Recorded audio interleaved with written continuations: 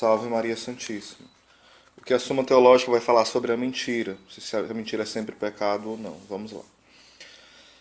Assim se procede. Parece que nem toda mentira é pecado. Aqui são as objeções, né? Primeiro ponto. Com efeito, é evidente que os evangelistas não pecaram ao escrever o Evangelho.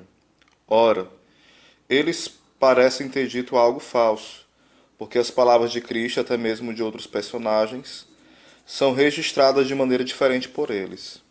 E daí se pode concluir que um deles há de ter dito uma coisa falsa. Logo, nem toda mentira é pecado. Segundo ponto. Além disso, ninguém é recompensado por Deus pelo pecado. Ora, as parteiras do Egito foram recompensadas por Deus por terem mentido, pois a Escritura diz que Deus lhes concedeu uma posteridade. Logo, a mentira nem sempre é pecado. Terceiro ponto. Ademais, Sagrada Escritura narra os feitos dos santos para a edificação da vida humana. Ora, de alguns grandes santos se diz que é mentira. No Gênesis se lê que Abraão disse que sua esposa era sua irmã. Jacó mentiu dizendo que era Esaú, e apesar disso recebeu a bênção. E Judite, que mentiu para Holofernes, até hoje recebe louvor. Logo, nem toda mentira é pecado. Ademais, às vezes convém escolher um mal menor para evitar um mal maior. É o caso do médico que se vê obrigado a cortar um membro para evitar a infecção do corpo inteiro. Ora, causa menor dano ao próximo quem lhe comunica uma informação falsa do que assassinar ou ser assassinado. Logo, pode ser lícito mentir para impedir alguém de cometer homicídio, para preservar alguém da morte. Ademais, quem não cumpre uma promessa, mente. Ora, nem todas as promessas devem ser cumpridas, pois Isidoro diz: se prometestes algo mal, rompe teu compromisso. Logo, nem toda mentira é pecado. Ademais, a mentira é considerada pecado porque a pessoa engana o próximo, o que faz Agostinho dizer: quem imagina que pode haver um gênero de mentira sem pecado, está torpemente equivocado ao se estimar como honesto e enganador dos outros. Ora, nem toda mentira é causa do engodo, porque a mentira jocosa não engana ninguém. Na realidade, ninguém conta essas mentiras para que sejam criadas, mas simplesmente para a diversão. E assim, de vez em quando, se encontram locuções hiperbólicas na Sagrada Escritura. Logo, nem toda mentira é pecado. Aí São Tomás vai falar, né, o em sentido contrário e vai ter o respondo e vai responder cada objeção. Vamos lá.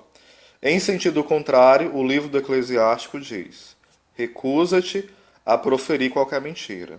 Respondo: aquilo que é mal por sua própria natureza não pode de maneira nenhuma ser bom ou lícito, porque para algo ser bom é preciso que todos os seus elementos o sejam.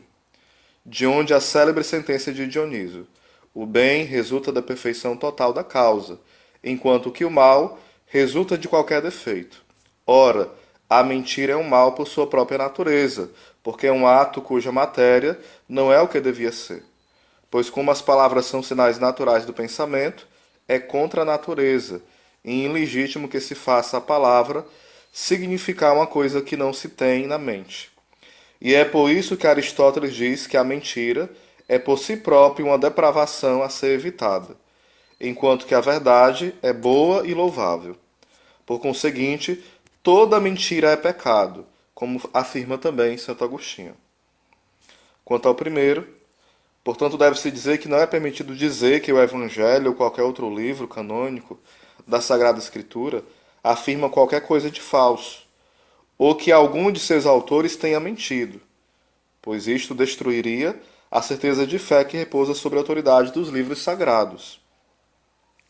O fato de as palavras de certos personagens serem registrados de maneiras diversas no Evangelho ou em outros livros não constitui mentira, como diz Agostinho. Esta questão não deve ser de nenhuma maneira embaraçar aquele que julga com sabedoria que estes relatos são necessários para o conhecimento da verdade, quaisquer que sejam as expressões empregadas para os transmitir.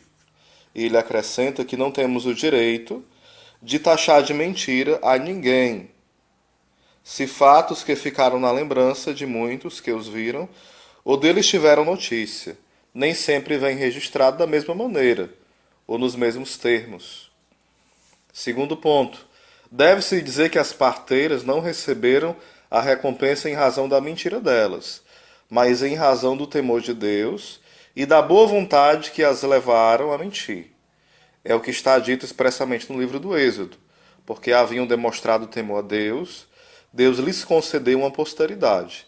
Quanto à mentira que se seguiu, ela não foi meritória. Terceiro ponto. Deve-se dizer com Agostinho que a Sagrada Escritura refere certos feitos que são como exemplos da perfeita virtude.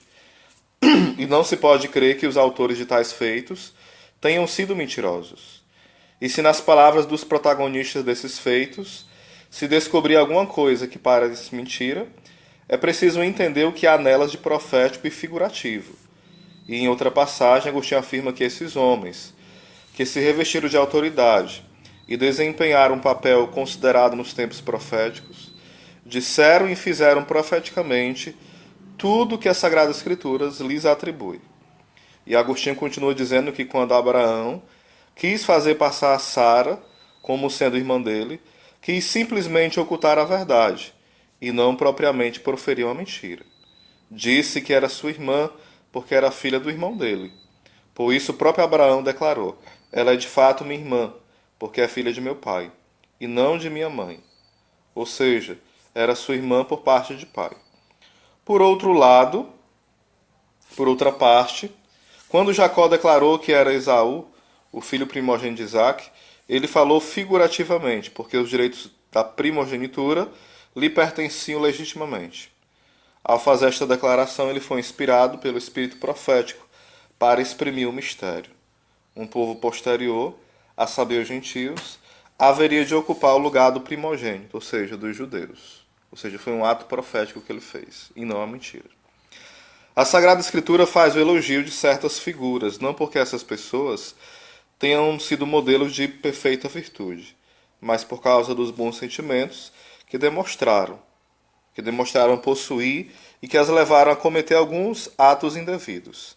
Neste sentido, Judite é reverenciada não por ter mentido a Holofernes, mas pelo desejo ardente de salvar o seu povo, que a levou a enfrentar graves perigos. E se pode dizer ainda que as palavras delas contêm uma verdade em sentido místico. Deve-se dizer que a mentira é pecado por sua própria natureza, não apenas por causa do dano que causa ao próximo, mas ainda por causa da desordem que está contida nela, como foi dito. Não é permitido a ninguém recorrer a um meio desordenado e ilícito para impedir um dano ou falta dos outros. Assim, por exemplo, não é permitido furtar para dar esmolas, salvo talvez em caso de extrema necessidade em que todos os bens são comuns a todos.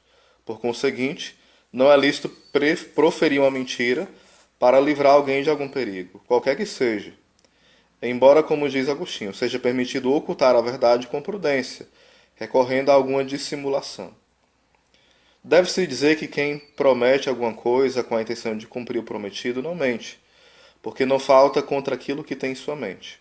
Se, no entanto, não cumprir o que prometeu, então estará agindo como infiel à promessa, porquanto muda de projeto. Ainda assim, ele pode ser desculpado em dois casos, a saber, se tiver prometido algo manifestamente ilícito, neste caso ele terá cometido um pecado ao fazer tal promessa, mas age muito bem quando muda de propósito. Segundo ponto, se tiver havido uma mudança nas condições de pessoas ou de negócios. Como diz Seneca, para alguém ser obrigado a uma promessa, é necessário que todas as circunstâncias permaneçam inalteradas. Do contrário, quem fez a promessa não mentiu quando prometeu, porque prometeu o que tinha de fato em mente, subentendidas as condições devidas, e tampouco terá sido infiel a não cumprir a promessa, pois não subsistem as mesmas condições. Dessa forma, Paulo não mentiu quando deixou de ir a Corinto, como havia prometido, porque sobrevieram obstáculos imprevistos. Deve-se dizer que uma ação pode ser considerada tanto em si mesma, quanto com referência a quem age. A mentira jocosa é por sua própria natureza feita para enganar, mas quem a profere não faz com o intuito de enganar, e pela maneira de dizer, não engana ninguém. mas o mesmo não acontece com algumas locuções hiperbólicas ou figurativas que se encontram nas Sagradas Escrituras. Como diz Agostinho, o que se diz em sentido figurativo nunca é mentira. Toda enunciação se refere ao que é enunciado. Ora, tudo que é feito ou dito no modo figurativo exprime o que realmente significa para aqueles que o devem entender. A questão da Suma Teológica, a questão sobre a mentira, no artigo 3.